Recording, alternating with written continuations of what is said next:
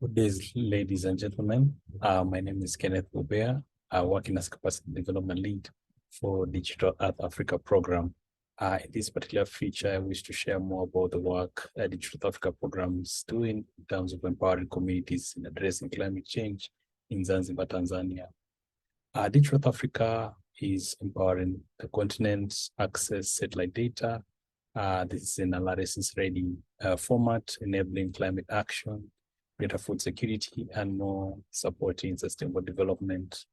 The program has its offices in South Africa National Space Agency in South Africa, which has been a journey. The program started 3 years ago and was previously hosted by the Geoscience Australia, who also have Digital Earth Australia. So the program is working with partners across the continent, trying to fit in the 55 countries from North Africa, west, east to the south. The program is serving the satellite data powered by Amazon Web Services, who have an office in Cape Town, South Africa, providing free datasets from the various space agencies.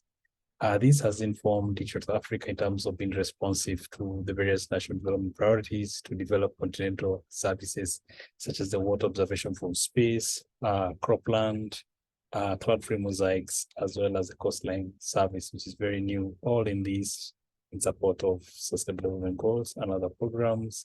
And the program continues to be responsive in terms of providing free access to the platform, as well as free learning materials.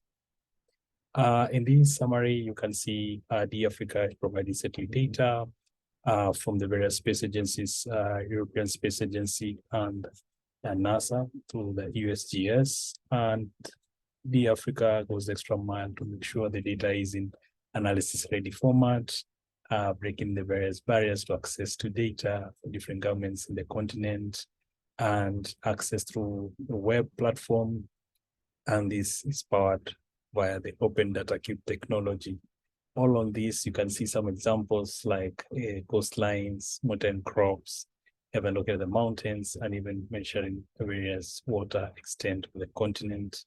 All in this support of sustainable development goals, as well as the national development priorities.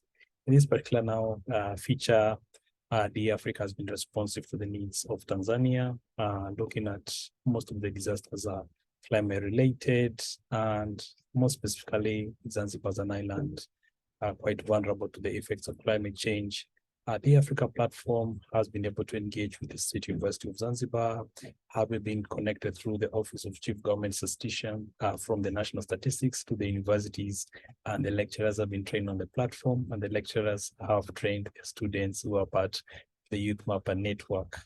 And from this Youth Mapper Network, as you can see, some of the figures, the students are able to engage with the community to share some of the results, and even showing hotspot areas, even via their mobile phones. This is very impactful in terms of helping inform replanting as well as restoration. So this is guided by vital data from the Africa platform, spanning over 30 years, looking at the Landsat and more in the Sentinel-2, providing data at 10 meters. The communities are now empowered, as you can see some of the results, looking at some of the hotspot areas like Shwaka Bay, and informing the conservation and restoration of mangroves, as well as demonstrating impacts of climate change to the community, as well as to the government, so that ecosystem is empowered. This story was quite impactful. It took some time in terms of engagements. 3 years ago, even previous programs funded like the World Bank, like Zanzibar to map the island, and having the various ecosystems we haven't been established by the National Statistics Office. We were able to work with the universities, and this story was even featured in the Amazon Web Services Climate Next documentary, which was launched in November 2021. So this actually has informed Digital Africa to continue to be responsive in the continent, and now recently we have the coastline service, which was launched last year, same time as COP, giving an idea of the hotspots and rate of change and the dynamics of the mangroves, the coastlines, as you can see in the far right example, showing this change is quite impactful, and these services being co-developed with the partners in the continent DFR continues to be responsive in terms of climate action, investing in the people, as well as supporting other initiatives like reshaping development so that we leave no one behind. As individuals, we can run faster. However, as a village, we move faster. Thank you so much for this opportunity and the acknowledgement of our partners making the D-Africa program a reality the last 3 years, especially the Australian government, Housing Trust, and other partners beyond the continent. And many greetings from the community in East Africa.